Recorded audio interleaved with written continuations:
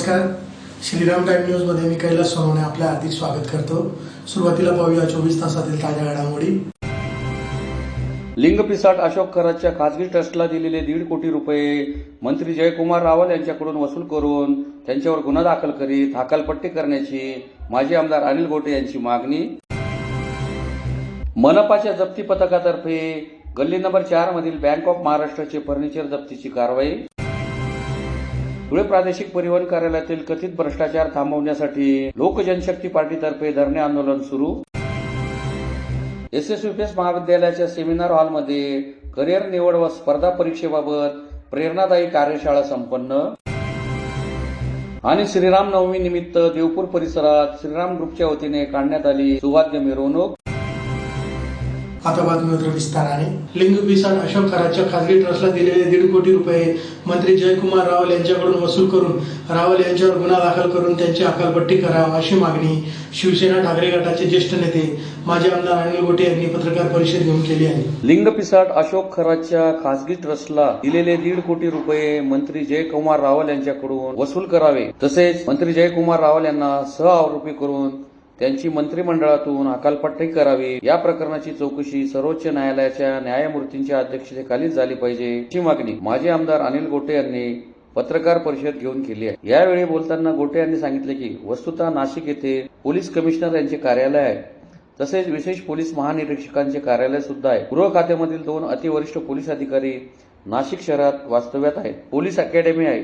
या सर्वांच्या नाकाखाली टिचून लिंगपिसाट खरात आपले उद्योग उभारत भरभराटीत आणत होता। लोकांना मूर्ख बनवण्याचा त्याचा व्यवसाय दिवसागणिक वृद्धिंगत होत होता। सन 2014 ते सन 2024 मधील 2 वर्षे सोडली तर गृह खाते मुख्यमंत्री पदासह देवेंद्र फडणवीस यांच्याकडेच होते। देवेंद्र फडणवीसांसारख्या कारस्थानी व्यक्तीस याचा सुगावा लागू नये एवढेच काय तर स्वतः मुख्यमंत्री असताना त्यांचे लाडके मंत्री जयकुमार रावल यांच्या आधिपत्याखालील पर्यटन विभागाने लिंगपिसाट अशोक खरात याच्या खासगी संस्थेला 1.5 कोटी रुपयांचा प्रचंड मोठा निधी कशाच्या आधारावर दिला हा फार गंभीर प्रश्न आहे। या प्रकरणाचे 2 अर्थ निघतात। एक म्हणजे देवेंद्र फडणवीसांचे त्यांच्या आधिपत्याखालील गृह विभागावर अजिबात नियंत्रण नाही। दुसरा अर्थ असा की देवेंद्र फडणवीसांना या सर्व उद्योगांची माहिती होती, पण राजकीय लाभाच्या दृष्टिकोनातून हे प्रकरण त्यावेळी काढणे सोयीस्कर वाटले नसावे। यासाठीच त्यांनी लाडके पर्यटन मंत्री जयकुमार रावल यांच्या पर्यटन मंत्रालयाकडून लिंगपिसाटाच्या अध्यक्षतेखालील संस्थेस 1.5 कोटी रुपये शासनाच्या तिजोरीतून द्यायला लावले। खरात एवढा मोठा झाला तो फडणवीस यांच्या मुख्यमंत्री आणि गृहमंत्री यांच्या काळातच। जर फडणवीसांना माहीत नसेल तर त्यांची अपयश आहे।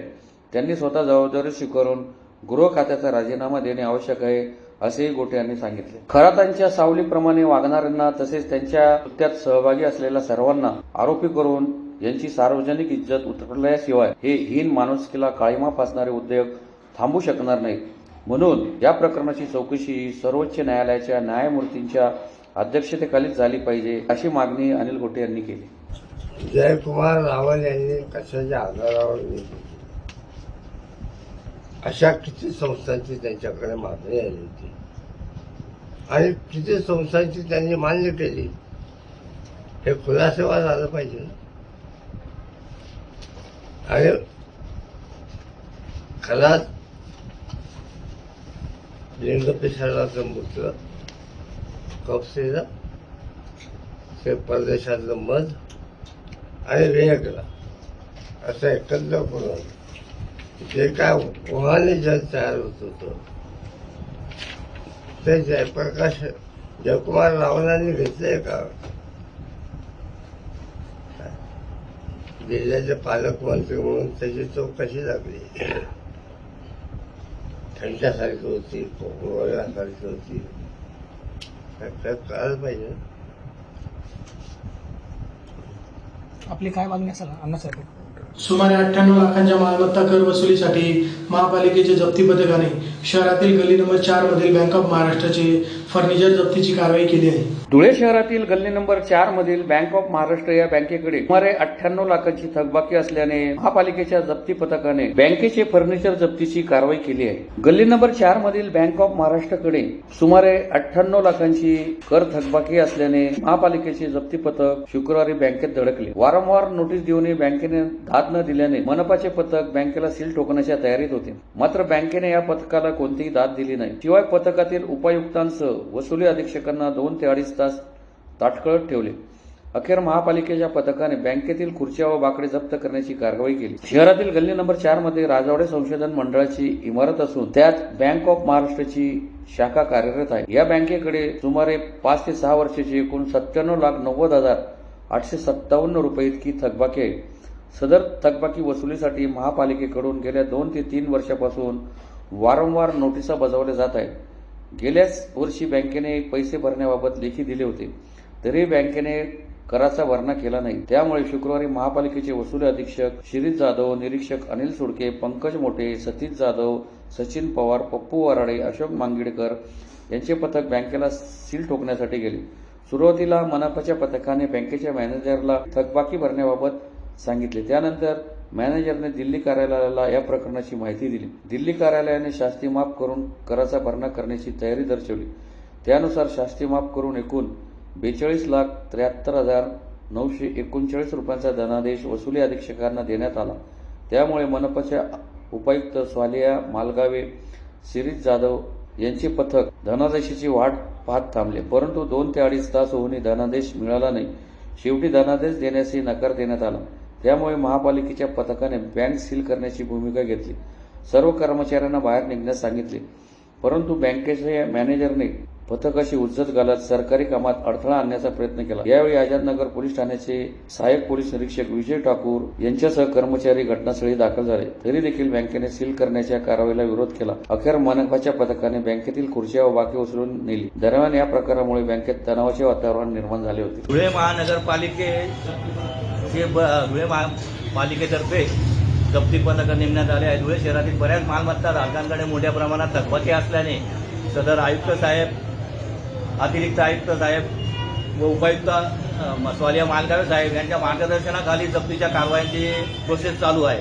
त्या अनुषंगाने आज दिनांक 27/3/2026 रोजी गल्ली नंबर 4 येथील राजवाडे संशोधन मंडळ यांचे भाडेकरी बँक ऑफ महाराष्ट्र यांच्याकडे 97,90,857 रुपयाची थकबाकी असल्याने व यांना वारंवार 2 ते 3 वर्षापासून आम्ही नोटिसा बजावत असून त्या नोटिसांना कुठलाही प्रतिसाद न दिल्याने आज आम्ही जप्तीच्या कारवाईसाठी इथे आलेलो आहे. परंतु त्यांनी आम्हाला शासकीय कामात अडथळा आणल्याने सदर कर्मचारी हे बाहेर निघत नसल्याने आम्ही जप्ती करू शकलो नाही. त्यानंतर आम्ही सदर जंगम मालमत्ता काही बँकेचे बाकडे व खुर्च्या जप्त करीत असून धुळे शहरातील तमाम मालमत्ता धारकांना कळवण्यात येते की ज्यांच्याकडे मोठ्या प्रमाणात थकबाकी आहे त्यांनी त्वरित धुळे महानगरपालिका कार्यालयात येऊन मालमत्ता कर व पाणीपट्टी कर भरावा व जप्तीची कठोर कारवाई टाळावी ही विनंती. धन्यवाद.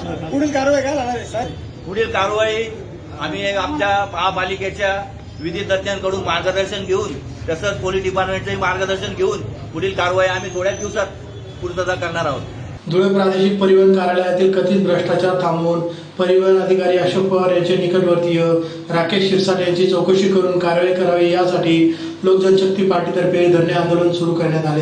धुळे येथील प्रादेशिक परिवहन अधिकारी अशोक पवार यांचा निकटवर्तीय म्हणून ओळख असलेले राकेश शिरसाट यांना अवैध मार्गाने पैसे कमवण्यासाठी सीमा तपासणी नाक्यावर दरमहा नेमणूक दिली जात असून लाखो रुपयांचा भ्रष्टाचार होत असल्याचा आरोप करीत या प्रकरणाची सखोल चौकशी करून राकेश शिरसाट यांच्यावर फौजदारी गुन्हा दाखल करावा या मागणीसाठी लोकजनशक्ती पार्टी धुळे जिल्ह्याच्या वतीने धरणे आंदोलन सुरू करण्यात आले आहे. या आंदोलनाची दखल न घेतल्यास टप्प्याटप्प्याने तीव्र आंदोलन छेडण्याचा इशारा देण्यात आला आहे. या दिनांक 30 मार्च 2026 रोजी रास्ता रोको आंदोलन करून कार्यालयाचे कामकाज ठप्प करणे, दिनांक 1 एप्रिल 2026 रोजी महिलांच्या वतीने अशोक पवार यांना बांगड्यांचा आहेर देत निषेध व्यक्त करणे, दिनांक 6 एप्रिल 2026 रोजी मुंबई येथे परिवहन मंत्री यांची भेट घेऊन तसेच परिवहन आयुक्तांना प्रत्यक्ष निवेदन सादर करणे, प्रशासनाने या आरोपांची गांभीर्याने दखल घेऊन तातडीने कारवाई करावी अन्यथा आंदोलन तीव्र करण्याचा इशारा देण्यात आला आहे. यावेळी उत्तर महाराष्ट्र अध्यक्ष दिलीप साळवे, महिला जिल्हाध्यक्ष शोभा चव्हाण, शहराध्यक्ष प्रमोद सोनवणे, जिल्हा महासचिव कुंदन करात, उपाध्यक्ष मधुकर चव्हाण, प्रवीण मिस्त्री, अशोक तेले, रवींद्र नगराळे, मनोज सिरसाट, सिद्धार्थ साळवे, सागर चव्हाण, नितीन साळवे, दीपक धनगर, दीपक जगताप, तेजस शिंदे, कृष्णा पवार आदी उपस्थित होते. लोकजनशक्ती पार्टी रामविलास धुळे जिल्हा महासचिव. आज लोकजनशक्ती पार्टी रामविलास धुळे जिल्ह्याच्या वतीने धुळे प्रादेशिक कार्यालयाच्या समोर आमचे एक दिवसीय धरणे आंदोलन सुरू आहे. परिवहन खात्यामधील मोटर वाहन निरीक्षक अशोक पवार साहेब यांचे जे असिस्टंट आहेत राकेश शिरसाट यांच्या संदर्भात आम्ही एक दिवसीय आंदोलन सुरू केलेलं आहे. राकेश शिरसाट हा सीमा तपासणी नाक्यावर अवैधरित्या वाहन चालकाकडून मोठ्या प्रमाणात खंडणी गोळा करतो व सीमा तपासणी नाक्यावरून परराज्यातील जे वाहनधारक असतात त्या वाहनधारकांना धमकावून त्यांना जीवे मारण्याच्या धमक्या देऊन त्यांच्याकडून अवैधपणे वसुली करीत असतो. त्याला परिपूर्णपणे परिवहन खात्यातील मोटर वाहन निरीक्षक अशोक पवार साहेब हे त्याला सातत्याने पाठीशी घालत असतात. आज धुळे जिल्ह्यातून 3 ते 4 राष्ट्रीय महामार्ग जात असून सदर महामार्गावरून मोठ्या प्रमाणावर अवैधरित्या अवजड वाहनाची ये जा अहोरात्री सुरू असते. यात प्रामुख्याने जर आपण बघितलं तर रेतीच्या जे डंपर गाड्या आहेत त्यांची म्हणजे जी क्षमता असते भाराची ती अमर्यादित असते. मोठ्या प्रमाणामध्ये 50 ते 60 टनाच्या गाड्या या रस्त्यावरून धावत असतात आणि यामधून अनेक वेळा आपण बघितलं असं रात्रीच्या वेळेस रेतीच्या वाहनांना चालण्याची परवानगी नसते, परंतु परिवहन खात्याच्या मेहरबानीने ही अवजड वाहतूक मोठ्या प्रमाणे सुरू आहेत. आज धुळे शहरामधून जाणारे जे राष्ट्रीय महामार्ग आहेत त्या प्रामुख्याने चाळीसगाव चौफुली असो, पारोळा रोड चौफुली असो, या नगाव चौफुली असो, या इतर सुरत बायपास इथे सर्व चारही बाजूला परिवहन खात्यातील जे मोटर वाहन निरीक्षक असतात ते आपल्या खाजगी पंटरांना सोबत घेऊन या वाहनांकडून मोठ्या प्रमाणात अवैधरित्या पैसे वसूल करतात.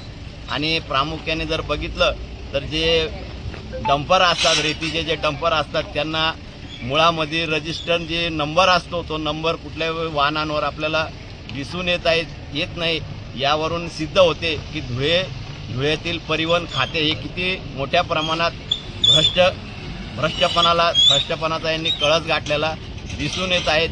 यात प्रामुख्याने परिवहन अधिकारी हे जबाबदार असून या सर्व बाबीवर त्यांनी लवकरात लवकर आळा बसावा व धुळे शहरातून जे राष्ट्रीय महामार्ग जात आहे त्या राष्ट्रीय महामार्गावरून वाहनधारकांना सुरक्षितपणे प्रवास करता येईल या गोष्टीकडे त्याने प्रामुख्याने बघितले पाहिजे. आज गोरगरिबांच्या रिक्षावर हे लोक कारवाई करतात, पण जे प्रामुख्याने जे मोठे जे व्यावसायिक लोक आहेत त्यांच्याकडे 50-50, 60-60 डंपर म्हणजे एक सांगायचंच माझं स्पष्टपणे सांगतो का हे सर्व राजकीय मोरके आहेत. हे डंपर चालवणारे यांना राजकीय वारद असत आहे आणि परिवहन खातं या राजकीय नेत्यांच्या दबावाखाली या डंपर चालकावर कुठल्याही प्रकारची कारवाई करीत नसून आमचं हे आंदोलन जोपर्यंत या सर्व गोष्टीवर कारवाई होत नाही तोपर्यंत अविरतपणे सुरू राहील. यापुढे लोक जनशक्ती पार्टीतर्फे हे आंदोलन तीव्र स्वरूपाचे होईल व होणाऱ्या सर्व परिणामाला धुळेचे परिवहन खाते जबाबदार आहे. जय भीम. श्री शिवाजी विद्या प्रसारक संस्थेच्या पगारी सेवकांची डॉक्टर नानासाहेब विश्वासराव पाटील सहकारी पतसंस्थेतर्फे करिअर निवड व स्पर्धा परीक्षेबाबत प्रेरणादायी कार्यशाळेचे एसएसपीएस महाविद्यालयाच्या सेमिनार हॉलमध्ये आयोजन करण्यात आले होते. श्री शिवाजी विद्या प्रसारक संस्थेच्या पगारी सेवकांची डॉक्टर नानासाहेब विश्वासराव पाटील सहकारी पतसंस्थेतर्फे 10वी व 12वी नंतर करिअरची निवड करणे व स्पर्धा परीक्षांना कसे सामोरे जावे यासाठी चला भविष्य घडवूया या प्रेरणादायी कार्यशाळेचे एसएसपीएस महाविद्यालयाच्या सेमिनार हॉल येथे शुक्रवारी आयोजन करण्यात आले होते. कार्यक्रमाच्या अध्यक्षस्थानी श्री शिवाजी विद्या प्रसारक संस्थेचे उपाध्यक्ष डॉक्टर एस टी पाटील हे उपस्थित होते. प्रमुख अतिथींच्या हस्ते प्रतिमा पूजन करून कार्यशाळेस सुरुवात करण्यात आली. करिअरच्या वाटा याबाबत आरटीओ धुळेचे यज्ञेश एकनाथ पाटील तसेच डॉक्टर संजीव सूर्यवंशी यांनी मार्गदर्शन केले. स्पर्धा परीक्षांना कसे सामोरे जावे यासाठी महेंद्र वसंत पाटील यांनी मार्गदर्शन केले. त्याचप्रमाणे यशस्वी करिअर कसे घडवावे याबाबत प्राध्यापक डॉक्टर सदाशिव सूर्यवंशी यांनी उपस्थितांना मार्गदर्शन. याप्रसंगी प्रवीण कुमार लाडे, विजय देसले, जितेंद्र भांबरे, क्रांती पाटील, शांताराम लोंढे, भारतसिंग गिरासे, हेमंत वाघ, सोमनाथ पाटील, मनोज पाटील, कल्पना रवंदळे, विशाल ठाकरे, संजय आव्हाड आदी उपस्थित होते. नमस्कार. आज या ठिकाणी श्री शिवाजी विद्या प्रसारक संस्थेच्या पगारी सेवकांची डॉक्टर नानासाहेब विश्वासराव पाटील सहकारी पतसंस्थेच्या वतीनं 10वी 12वीच्या विद्यार्थ्यांसाठी व महाविद्यालयीन स्तरावरती जे स्पर्धा परीक्षांची तयारी करणारे विद्यार्थी असतात. या सर्वांसाठी एक प्रेरणादायी कार्यशाळेचं आयोजन करण्यात आलेलं आहे. या कार्यशाळेसाठी अध्यक्ष म्हणून लाभलेले बाबासाहेब कुणालजी पाटील या संस्थेचे चेअरमन, उपाध्यक्ष Bhaiyasaheb doctor S T Patil यांनी या कार्यशाळेचं या ठिकाणी उद्घाटन केलेलं आहे. आणि कार्यशाळेला मार्गदर्शक म्हणून उपस्थित असलेले जे असिस्टंट मोटर व्हेकल इन्स्पेक्टर म्हणून कार्यरत आहेत धुळे आरटीओ ऑफिसला, ते आदरणीय यज्ञेश पाटील साहेब, आणि एपीओ म्हणून जे राज्यसेवा परीक्षेमधनं यश मिळवणारे माननीय महेंद्र पाटील आणि डॉक्टर संजीव सूर्यवंशी यांचं या ठिकाणी मार्गदर्शन लाभणार आहे. खरं तर विद्यार्थ्यांमध्ये सजगता निर्माण व्हावी 10वी-12वी नंतर आणि आपल्या जीवनाविषयी नेमकं आपण करिअर कसं निवडावं. अभ्यासाशिवाय पर्याय नाही, कारण की जगद्गुरू तुकोबाराय असं म्हणतात, असाध्याशी साध्य करिता सायाचं कारण अभ्यास तुका म्हणे. अभ्यासानं, सरावानं, जिद्दीनं, चिकाटीनं, मेहनतीनं आणि आपल्या एकूण करिअर निवडीच्या बाबतीत आपली आवड सुद्धा तेवढीच महत्वाची आहे. त्याच्यातून आपल्याला करिअर हे साध्य करता येतं. कारण की स्पर्धेच्या युगामध्ये आज जर आपण पाहिलं, या देशामध्ये चांगले सुजाण नागरिक घडणं महत्वाचं आहे. या उद्देशानं संस्थेमधील आणि पतसंस्थेचे काही सभासद आहेत त्यांच्या पाल्यांसाठी या कार्यशाळेचं आयोजन करण्यात आलेलं आहे, जेणेकरून भविष्याच्या वाटा त्यांच्यासाठी ज्या काही खुल्या आहेत. आपण म्हणतो नोकरी नाही, रोजगार नाही, मात्र जे करणारे आहेत, ज्यांच्याकडे स्किल आहे, आवडीनुसार स्किल जोपासण्याची धमक ज्यांच्यामध्ये आहे, त्यांच्यासाठी असंख्य वाटा आज सुद्धा खुल्या आहेत. मग वेगवेगळ्या व्यवसायांच्या माध्यमातून शासन प्रशासनामध्ये असंख्य ठिकाणी आपल्याला कार्य करता येऊ शकतो. या पद्धतीनं विद्यार्थ्यांना आणि स्पर्धा परीक्षेची तयारी करणाऱ्या सर्व तरुणांना या ठिकाणी मार्गदर्शन पण कार्यशाळेचं आयोजन करण्यात आलेलं आहे. या कार्यक्रमाचं आयोजन या संस्थेचे आधारस्तंभ जे काही होते, जे आमचे सर्वांचे श्रद्धास्थान आदरणीय दाजीसाहेब रोहिदासजी पाटील यांच्या स्मृतिप्रित्यर्थ ही कार्यशाळा आयोजित करण्यात आली. कारण की त्यांचा हा उद्देश असायचा की या परिसरातील गावखेड्यातील वाड्या वस्त्यातील अगदी शेतकरी, कष्टकरी, कामकरी यांच्या लेकरांसाठी शिक्षणाची कवाडं खुली व्हावी. फक्त शिक्षण देऊन महत्वाचं नाही, तर त्यांना खऱ्या अर्थानं त्यांच्या जीवनाची वाट कळली पाहिजे. कारण की आपला हा परिसर, धुळे जिल्ह्याचा परिसर संबंध ग्रामीण भाग आहे आणि या ठिकाणी जसं कोटा असेल, अकोला असेल, अमरावती असेल, लातूर पॅटर्न असेल, अशा वेगवेगळ्या पॅटर्नच्या सुविधा आपल्याकडे तेवढ्या नाही आहेत. मात्र विद्यार्थ्यांना प्राथमिक त्यांच्या शिक्षणाबद्दलची सजगता यावी, त्यांना आपल्या करिअरविषयी जागरूकता यावी आणि त्यांना योग्य अशी दिशा निवडता यावी, हा उद्देश समोर ठेवून पतसंस्थेच्या वतीनं विद्यार्थ्यांसाठी आजच्या या कार्यशाळेचं आयोजन करण्यात आलेलं आहे. श्रीरामनवमी निमित्त देवपूर परिसरातील श्रीराम ग्रुपच्या वतीने गुरुवारी सायंकाळी वाद्यासह मिरवणूक काढण्यात आली. यावेळी महाप्रसादाचे आयोजन करण्यात आले होते. धुळे शहरातील देवपूर परिसरात श्रीराम ग्रुपच्या वतीने श्रीराम नवमी निमित्त गुरुवारी सायंकाळी वाद्यांसह मिरवणूक काढण्यात आली. यावेळी महाप्रसादाचे आयोजन करण्यात आले होते. ढोल ताशांच्या गजरात निघालेल्या मिरवणुकीत भगवे ध्वज तसेच जय श्रीरामच्या घोषणांनी वातावरण भगवेमय झाले होते. विविध आकर्षक सजीव देखावे आणि शिस्तबद्ध मिरवणुकीमुळे सर्वांचे लक्ष वेधून घेतले होते. यावेळी महाप्रसादाचे आयोजन करण्यात आले होते. महाप्रसादाचा शेकडो भाविकांनी लाभ घेतला. यावेळी कल्पेश थोरात, विलास शिंदे, नगरसेविका कविता कोळी, विशाल महाजन यांच्यासह परिसरातील नागरिक, महिला भगिनी मोठ्या संख्येने उपस्थित होते. माझ्याप्रमाणे श्रीराम मित्र मंडळ श्रीराम चौकतर्फे रामनवमीचा उत्सव मोठ्या प्रमाणामध्ये साजरा केला जातो. तरी आता 12 वर्षापासून आम्ही रामनवमी काढत आहे. हे 13वं वर्ष आहे. तरी आम्ही मोठ्या प्रमाणामध्ये पालखी सोहळा काढत असतो व 5,000 लोकांचं दालवाटीचं जेवण या दिवशी आम्हाला म्हणून लोकांसाठी करत असतो. तरी आम्ही दर सालाप्रमाणे आता चांगले रामनवमी काढू